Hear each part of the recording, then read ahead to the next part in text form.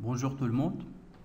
Dans cette vidéo, je vais vous expliquer comment est-ce qu'on peut écrire des fonctions sur la manipulation des listes chaînées simples. Donc des fonctions, à savoir la fonction d'ajout, de suppression, d'affichage, de modification, de recherche, etc. Donc ce sont des fonctions dont on aura besoin pour pouvoir manipuler des listes chaînées. Parce que vous savez, on sait, c'est le programmeur qui doit développer ces fonctions, alors que dans d'autres langages, il y en a des fonctions qui sont prédéfinies et un type prédéfini pour les listes chaînées simples et pour les listes chaînées en général. Alors, ce qu'on va faire, c'est premièrement d'écrire une fonction d'ajout. Cette fonction, on va la subdiviser en trois sous-fonctions, juste pour simplifier la compréhension. Donc, une fonction d'ajout au début, une fonction d'ajout à la fin et une fonction d'ajout au milieu dans une position donnée après une valeur donnée. Nous allons commencer donc par la première fonction, l'insertion au début. Alors, une fois qu'on souhaite insérer un élément au début de la liste, supposons qu'on a la liste suivante. Alors, qu'est-ce qu'on doit faire? La première des choses, c'est de créer un nœud, un nouveau nœud. Donc, je crée un nouveau nœud, par exemple celui-là, que je vais appeler, par exemple, nouveau.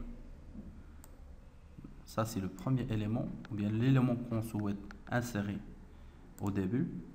On va l'appeler nouveau. C'est le premier élément, c'est-à-dire nouveau, c'est un pointeur sur l'élément qu'on souhaite insérer au début, ajouter à la liste. Alors, la première des choses qu'on a dit, c'est la création du nœud. Je crée le nœud, je prépare mon nœud. La deuxième chose consiste à affecter une valeur au nouveau nœud. Parce qu'une fois qu'on veut insérer un élément, c'est-à-dire insérer une nouvelle valeur dans la liste. Donc cette valeur, par exemple, c'est A. On va donner, par exemple, la valeur 1. Donc la deuxième étape, c'est d'insérer ou bien d'affecter la valeur A au champ valeur du pointeur. La troisième étape consiste à lier entre ces éléments, c'est-à-dire lier entre ce nouvel élément et le premier élément de la liste précédente, c'est-à-dire assurer cette liaison.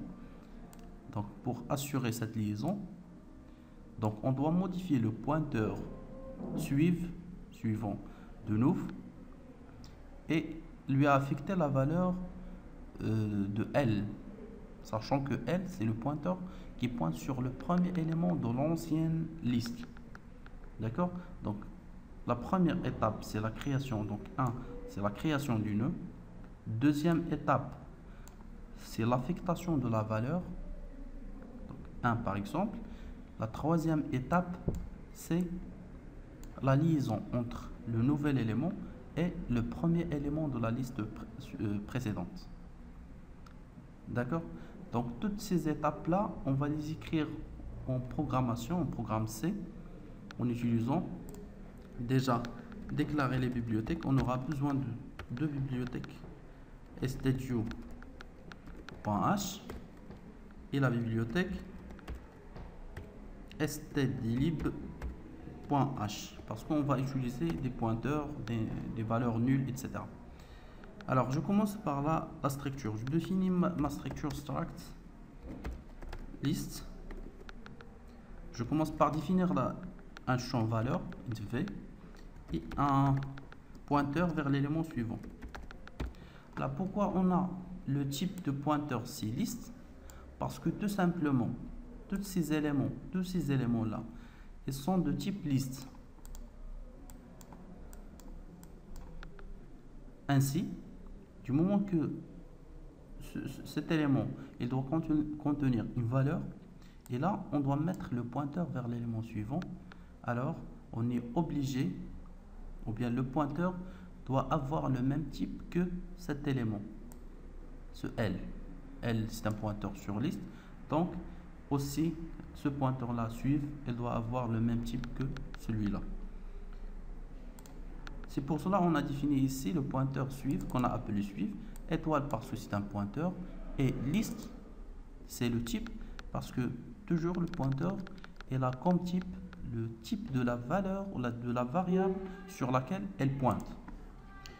Alors, la fonction ajouter au début, donc liste étoile, on va appeler ajouter D pour ajouter début. On va lui passer en paramètre le premier de la liste, le premier élément, et la valeur qu'on souhaite insérer dans la liste. Après, donc je commence par la première étape. On a dit que la première étape consiste à créer le nœud. Je crée le nouv, un pointeur nouv.